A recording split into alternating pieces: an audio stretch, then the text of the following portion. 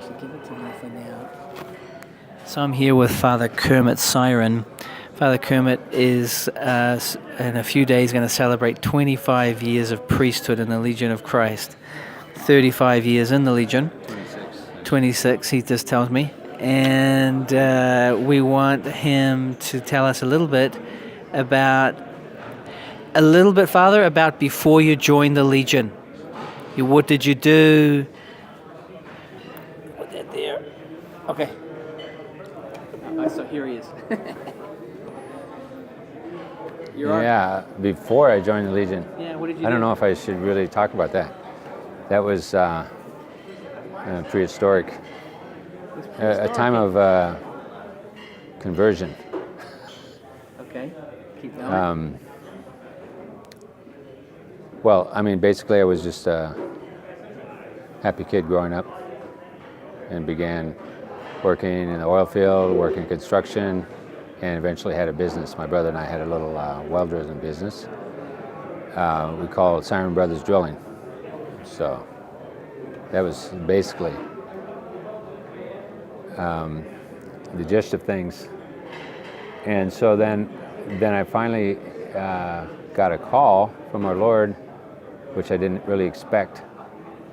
And that changed everything. And that was the greatest moment of my life, obviously. You probably don't want to say too much about that, I'm guessing. Yeah, it would take a long time. Okay. So many things. Was it a particular moment? Or was it something more gradual? There was a particular moment, and followed by a lot of little moments. Okay. And so then you received that, and you had to say goodbye to a lot of things. right, A lot of people. yeah. You know, I loved Alaska. I loved growing up in Alaska and hunting and fishing and exploring and just having a good time. That was my basic goal. How big is the biggest fish you've ever caught? I don't know. A big salmon. Big salmon. Okay, so you joined the Legion, and how do you describe those years?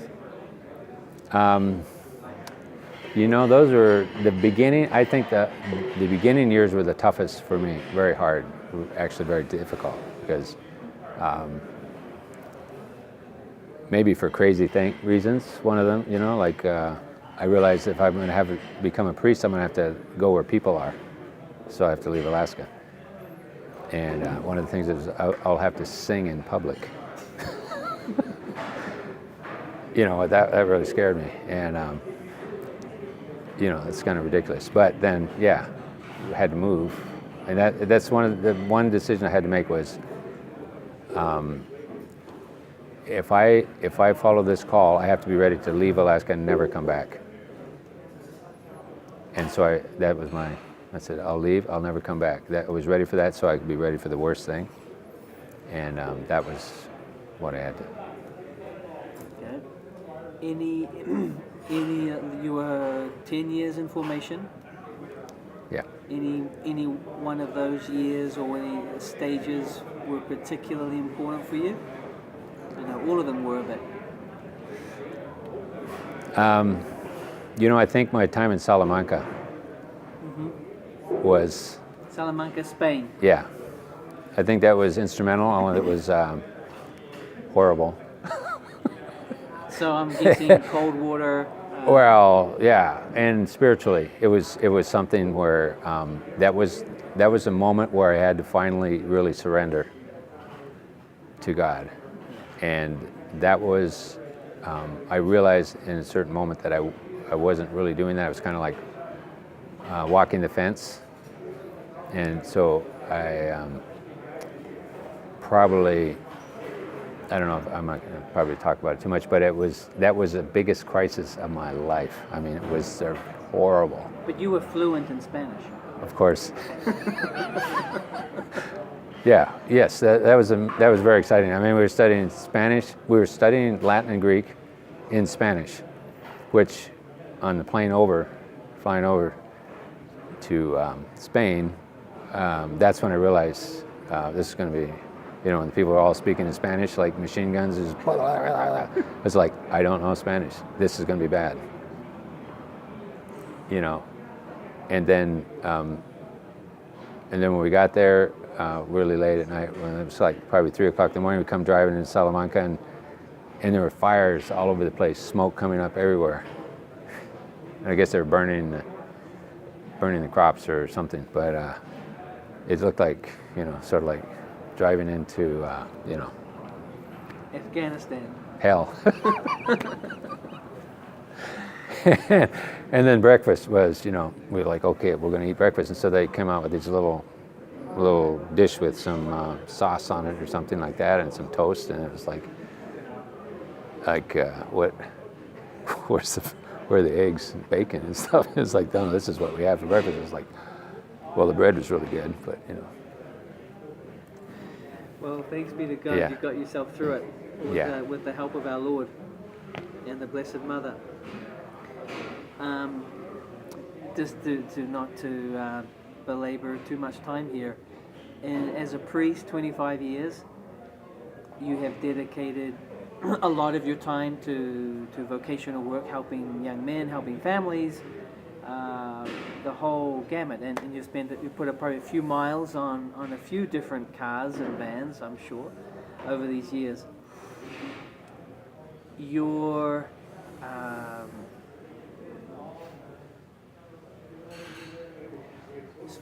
for you as a priest, what has it meant to be helping so many different people, and particularly perhaps the young men? What's that like as a priest? It's something that this whole year has been my 25th anniversary that I've been celebrating in a few days. January will be celebrating 26. It's been a really spectacular year to just think about the priesthood and many inspirations. And one of the most beautiful things is realizing how, as a priest, we're really fathers. And in the vocation work especially, you are introducing young men into the greatest gift that God can give to a soul, really. It's incredible. And so to be part of that has been such a blessing and a sign of God's love, There's just nothing more rewarding than that, other than maybe in the sacrament of reconciliation as well, when these people come back after 40 years or 20 or 30 years, and suddenly they're back in the church. They have life again. So it's just giving life to souls. For sure. One thing that I would like to say is that, when I left Salamanca, and I was like, really felt like I was dying. So tough. What a crisis. And I went to Rome, and then we had spiritual exercises. And the preacher during the exercises, he kept saying over and over again, he was saying it in Spanish, más con el raciocinio, no, más con el corazón que con el raciocinio. So more with your heart than with your rationale, so to speak. And I couldn't figure out, I was like, what? It must be important. He keeps saying it over and over again. So finally I went to my room and I just to do my meditation, I just said, okay, here's my heart. It's got to be there. It's that, and so that was a big discovery. More with your heart when you're trying to live with Christ and do God's will. And the other thing is, after 25 years, I'm trying to, the big goal is to actually let our Lord do what He wants, even though we all try as priests to do God's will. Our lives, many times we're doing it our way, or kind of our way, yeah. There's a lot of us. Yeah, but with good intentions and everything. But now the prayer is to do it how He wants. Every day, get up, it's how you want, and give me that generosity. And just thanksgiving to God for what a beautiful life. It's a beautiful way to end it, but could you give a Christmas message to whoever decides to watch this?